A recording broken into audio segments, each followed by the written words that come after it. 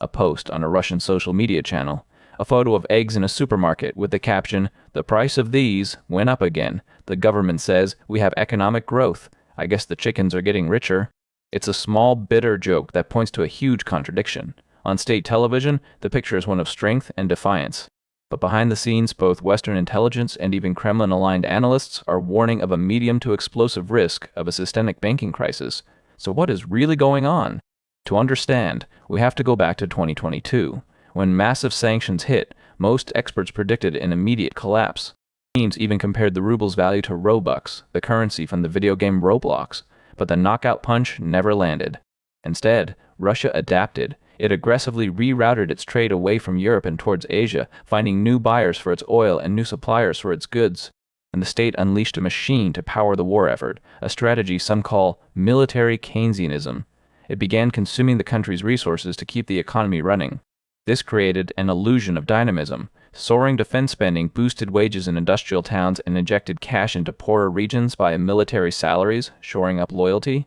That short-term fix is now revealing its long-term cost. For millions of ordinary Russians, the reality is a desperate struggle. To survive, they're turning to debt. By early 2026, total household debt reached 38 trillion rubles, nearly half a trillion US dollars. Imagine your real income is falling, but the cost of everything is rising. You take out a loan for essentials, then another, then a third. What would you do? You would not be alone. According to reports, state programs have encouraged over 13 million Russians to hold 3 or more loans at once. It's a national debt spiral. The inevitable result? In 2025, the number of Russians who declared personal bankruptcy jumped by nearly a third. So why is this happening? Because the war machine is consuming everything. First, it ate the country's savings. The state's rainy day fund, the National Wealth Fund, has been drained. Its liquid assets crashed from 6.5% of GDP before 2022 to just 1.8% by April 2026. Then the machine starved the civilian economy. Growth has slowed to a crawl, forecast at just 0.4% for 2026, as banks are compelled to pump money into defense firms, not small businesses. And this is where the time bomb for the banks begins to tick. All of those personal loans taken out in desperation are starting to go bad. As of early 2026, Russia's own central bank admitted that 13% of unsecured consumer loans were non-performing.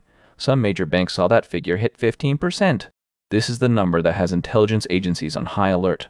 A Kremlin-aligned think tank stated that if troubled assets surpass 10%, the risk of a systemic banking crisis becomes medium. A European intelligence report for EU officials went further, calling the situation explosive. They believe a crisis could be triggered as early as 2026. To be clear, Russia's central bank disputes this. Its governor, Elvira Nabiullina, states that vulnerabilities are not critical and that banks have capital buffers to handle the strain. But the public mood has turned dire.